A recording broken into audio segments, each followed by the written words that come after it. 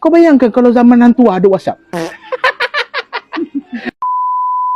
Teknologi ni dia ada sejarah. Teknologi ada sejarah. Kalau kau tengok perkembangan sejarah teknologi ni, dia ikut zaman tau. Daripada zaman awal, daripada zaman Nabi-Nabi, Khalifah-Khalifah Ar-Rasyidin, zaman perpengarangan Rom. Lepas tu turun pada zaman-zaman abad abadnya Sultanan Melayu Melaka, Sultanan British. Banyak teknologi ni, tapi kalau kau nak tahu, teknologi ni dia ikut zaman. Dia tak boleh teknologi sekarang ni tak boleh beranjak ke belakang. Kalau tak nanti dia jadi polik. Boleh jadi Dia jadi polik. Contoh ada media sosial kan. Ada TikTok, ada WhatsApp. Kau bayangkan kalau zaman hantu ada WhatsApp. Contoh hantua.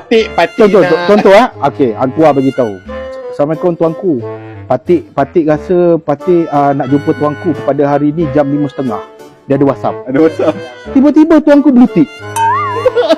Kau tak rasa hantua tu dia tukar sejarah dia, hantua tak selamatkan sultan, dia tikam sultan.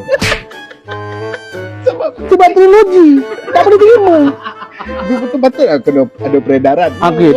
Sebab apa? Sultan tu dia blue tick hantua. Sebab dia tengah tengok video TikTok. Tengok kat FYP.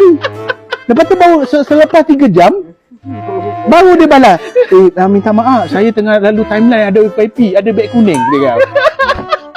Tak boleh. Teknologi tak boleh ada zaman dulu. Dia kena ikut peredaran zaman. Itu teknologi.